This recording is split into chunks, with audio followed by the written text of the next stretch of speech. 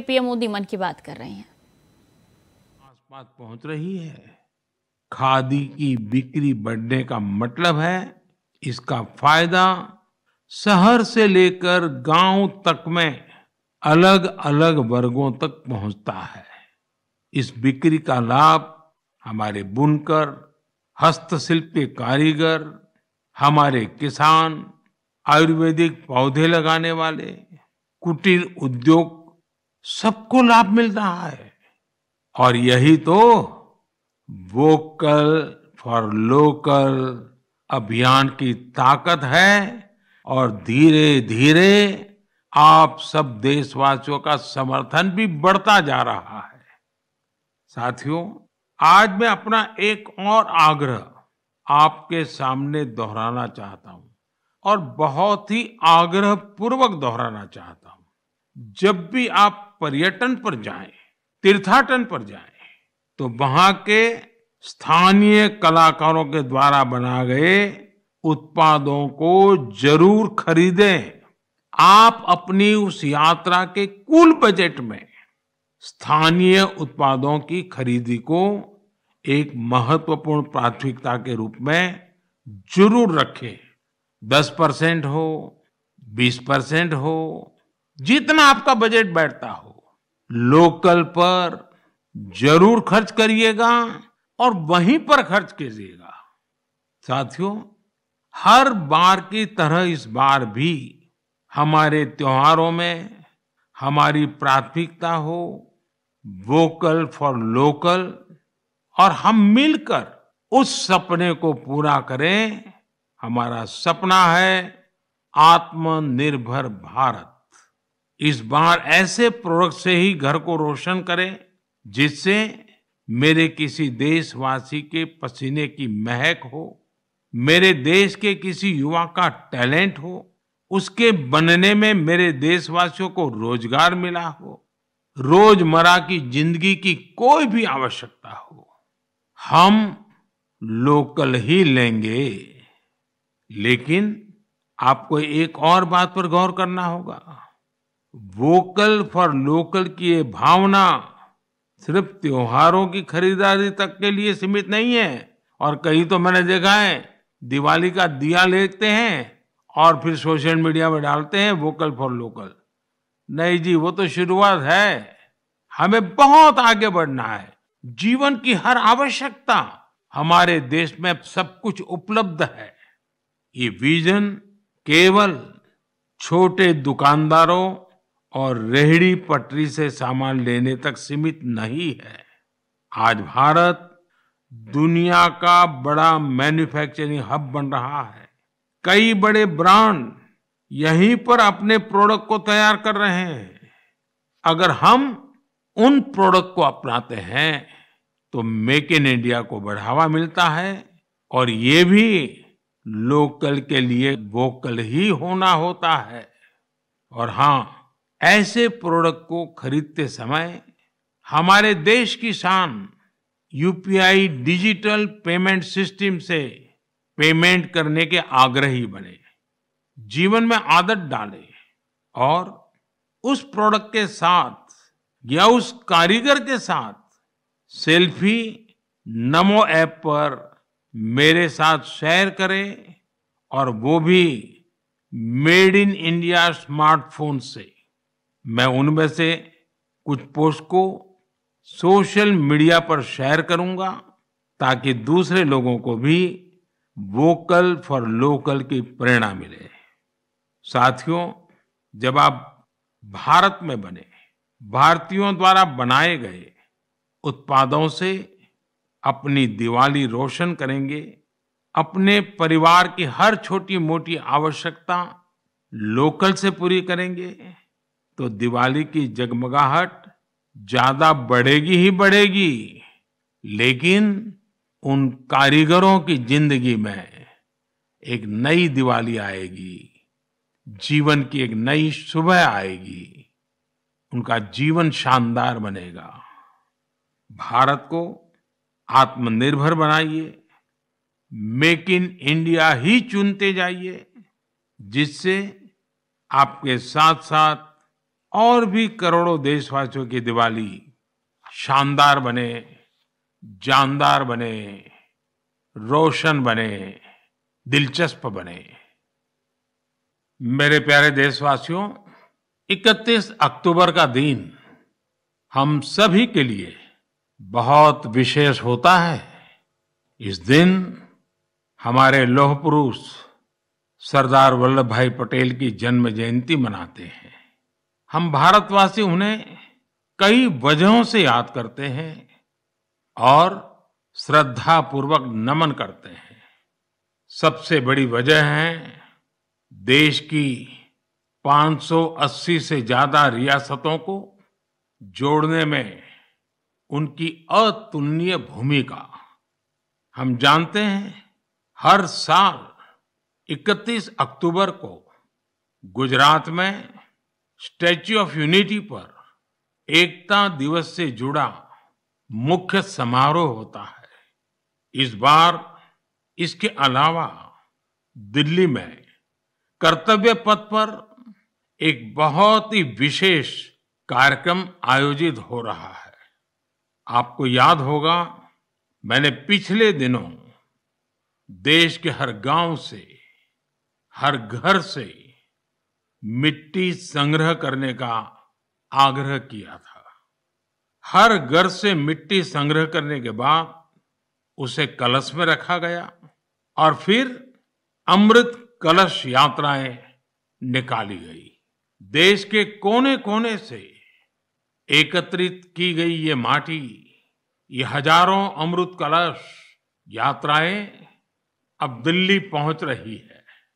यहां दिल्ली में उस मिट्टी को एक विशाल भारत कलश में डाला जाएगा और इसी पवित्र मिट्टी से दिल्ली में अमृत वाटिका का निर्माण होगा।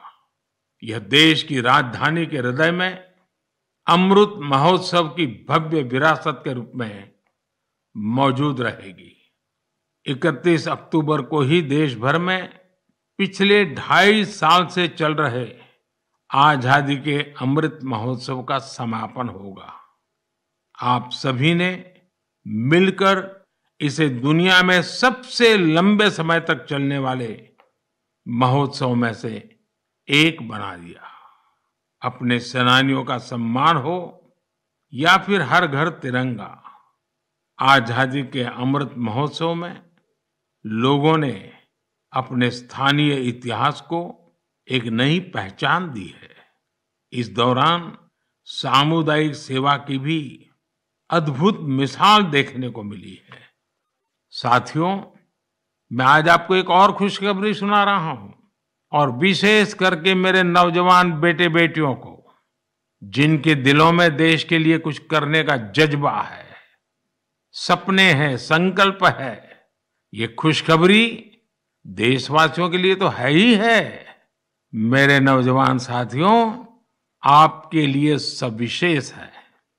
2 दिन बाद ही 31 अक्टूबर को एक बहुत बड़े राष्ट्रव्यापी संगठन की नींव रखी जा रही है, और वो भी सरदार साहब की जन्म जयंती के दिन।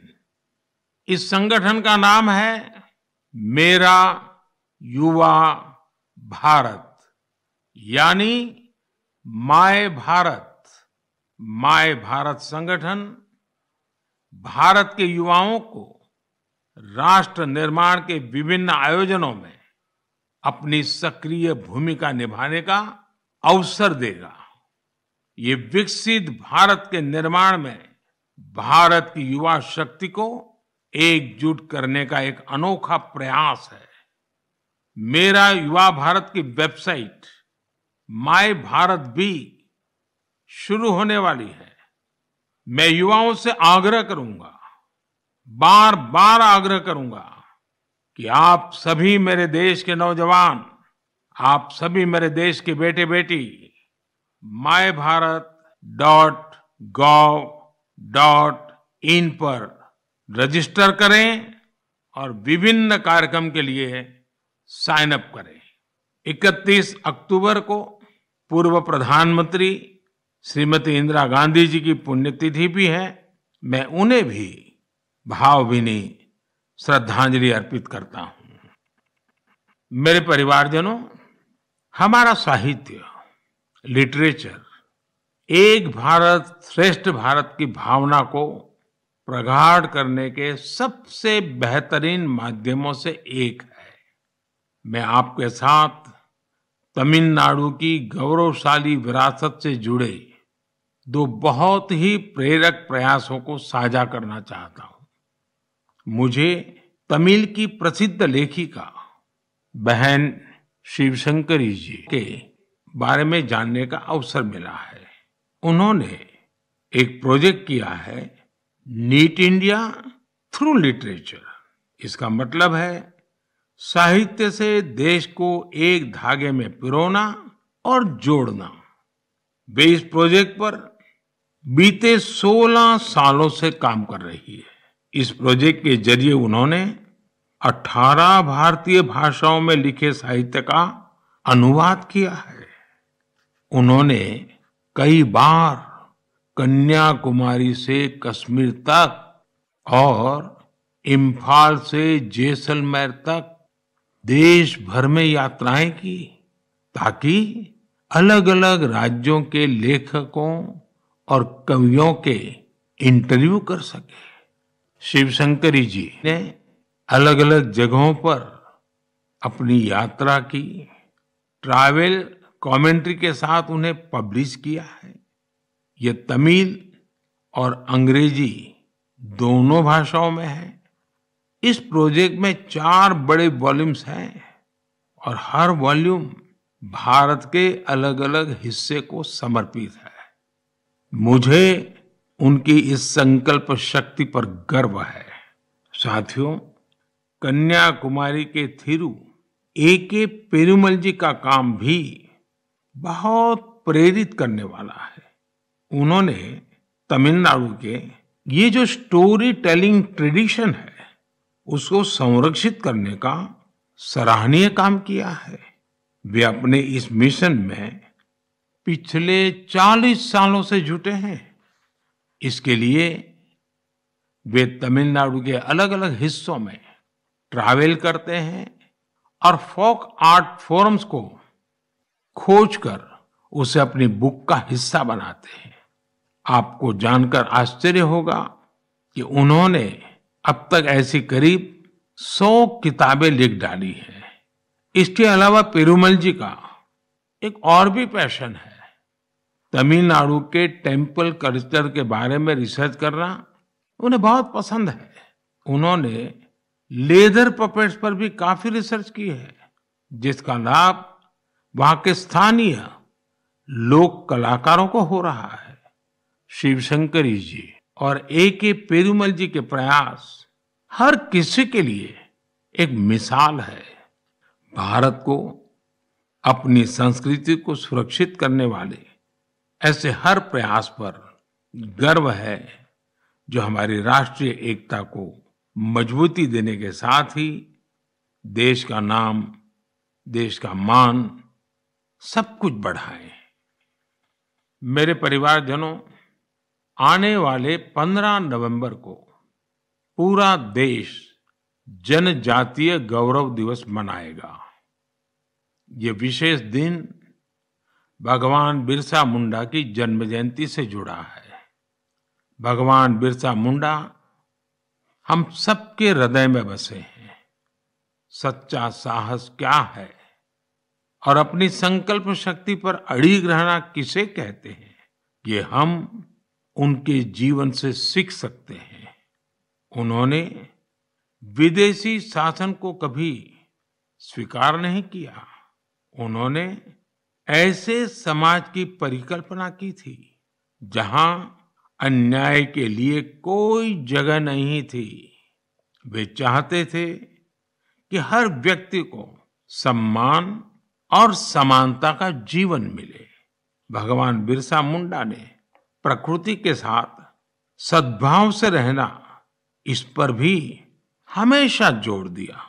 आज भी हम देख सकते हैं कि हमारे आदिवासी भाई बहन प्रकृति की देखभाल और उसके संरक्षण के लिए हर तरह से समर्पित है। हम सबके लिए हमारे आदिवासी भाई बहन का ये काम बहुत बड़ी प्रेरणा है। साथियों, कल यानी 30 अक्टूबर को गोविंद गुरु जी की पुण्यतिथि भी है।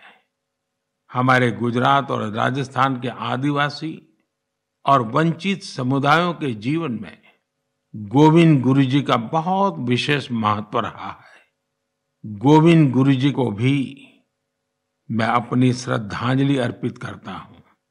नवंबर महीने में हम मानगढ़ नरसंहार की बरसी भी मनाते हैं। मैं उस नरसंहार में शहीद माँ भारती की सभी संतानों को नमन करता हूँ। साथियों, भारतवर्ष में आदिवासी योद्धाओं का समृद्ध इतिहास रहा है। इसी भारत भूमि पर महान तिलका मांझी ने अन्याय के खिलाफ बिगुल फूंका था। इसी धरती से सिद्धो कान्हू ने समानता की आवाज उठाई। हमें गर्व है कि जन योद्धा टंट्या भील ने हमारी धरती पर जन्म लिया। हम शहीद वीर नारायण सिंह को पूरी श्रद्धा के साथ याद करते हैं, जो कठिन परिस्थितियों में अपने लोगों के साथ खड़े रहे।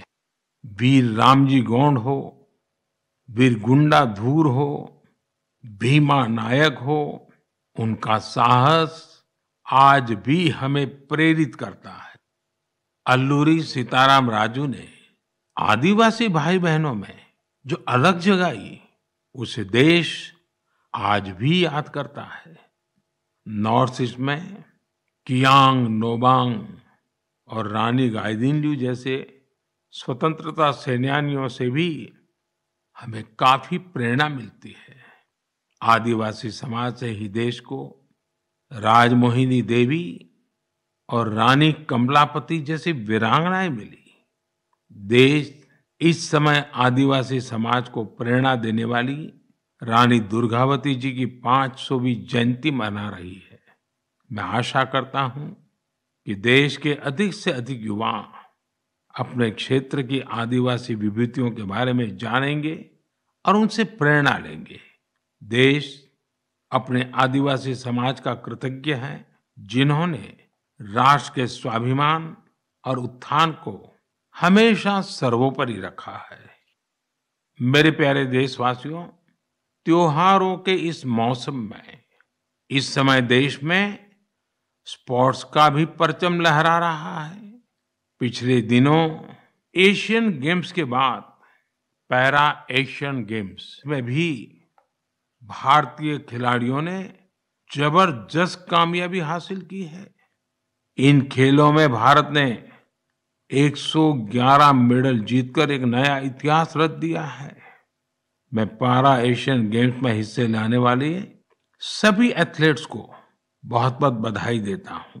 साथियों, मैं आपका ध्यान special Olympics world summer games की ओर भी ले जाना चाहता हूं। इसका आयोजन बर्लिन में हुआ था। ये प्रतियोगिता हमारे इंटेलेक्चुअल डिसेबिलिटीज वाले एथलीटों की अद्भुत क्षमता को सामने लाती है। इस प्रतियोगिता में भारतीय दल ने 75 गोल्ड मेडल सहित 200 पदक जीते। रोलर स्केटिंग हो, बीच वॉलीबॉल हो, फुटबॉल हो या लॉन टेनिस, भारतीय खिलाड़ियों ने मेडल्स की झड़ी लगा दी। इन पदक विजेताओं की लाइफ जर्नी काफी इंस्पायरिंग रही है। हरियाणा के रणवीर सैनी ने गोल्फ में गोल्ड मेडल जीता है। बचपन से ही ऑटिज्म से जूझ रहे रणवीर के लिए कोई भी चुनौती गोल्फ को लेकर उनके जुनून को कम नहीं कर पाई। उनकी मां तो यहां तक कहती हैं कि रणवीर की वजह से परिवार में आज सब गोल्फर बन गए हैं। पुडुचेरी के 16 साल के टी विशाल ने 4 मेडल जीते। गोवा की सिया सरोदे ने पावर लिफ्टिंग में 2 गोल्ड मेडल सहित 4 पदक अपने नाम किए। 9 साल की उम्र में अपनी मां को खोने के बाद भी उन्होंने खुद को निराश नहीं होने दिया। छत्तीसगढ़ के दुर्ग के रहने वाले अनुराग प्रसाद ने पावर लिफ्टिंग में 3 गोल्ड और 1 सिल्वर मेडल जीता है। ऐसी ही प्रेरक गाथा झारखंड के इंदु प्रकाश की है, जिन्होंने साइकिलिंग में 2 मेडल जीते हैं। बहुत ही साधारण परिवार से आने के बावजूद इंदु ने गरीबी को कभी अपनी सफलता के सामने दीवार नहीं बनने दिया। मुझे विश्वास है कि इन खेलों में भारतीय खिलाड़ियों की सफलता इंटेलेक्चुअल डिसेबिलिटीज का मुकाबला कर रहे अन्य बच्चों और परिवारों को भी प्रेरित करेगी। मेरी आप सबसे भी प्रार्थना है, आपके गांव में, आपके गांव के अगल-बगल में ऐसे बच्चे जिन्होंने इस खेलकूद में हिस्सा लिया है या विजयी हुए हैं, आप सपरिवार उनके साथ जाइए, उनको बधाई दीजिए और कुछ पल उन बच्चों के साथ बिताइए। आपको एक नया ही अनुभव होगा। परमात्मा ने उनके अंदर ऐसी एक शक्ति भरी है, आपको भी उसके दर्शन का मौका मिलेगा। जरूर जाइएगा। मेरे परिवारजनों, आप सभी ने गुजरात के तीर्थ क्षेत्र अंबाजी मंदिर के बारे में तो अवश्य ही सुना होगा। यह एक महत्वपूर्ण शक्तिपीठ है, जहां देश विदेश से बड़ी संख्या में श्रद्धालु मां अंबे के दर्शन के लिए पहुंचते हैं। यहाँ गब्बर पर्वत के रास्ते में आपको विभिन्न प्रकार की योग मुद्राओं और आसनों की प्रतिमाएं दिखाई देगी। क्या आप जानते हैं कि इन प्रतिमाओं की खास क्या बात है? दरअसल ये स्क्रैप से बने स्कल्पचर हैं, यानी एक प्रकार से कबाड़ से बने हुए, और जो बेहद अद्भुत है, यानी ये प्रतिमाएं इस्तेमाल हो चुकी, कबाड़ में फेंक दी गई पुरानी चीजों से बनाई गई हैं। तो मन की बात में पीएम मोदी को सुन रहे थे आप। उनकी तरफ से किस तरीके से आगे बढ़ावा देना है युवाओं के लिए काफी कुछ अब आने वाले ये दिनों में वो करने वाले हैं।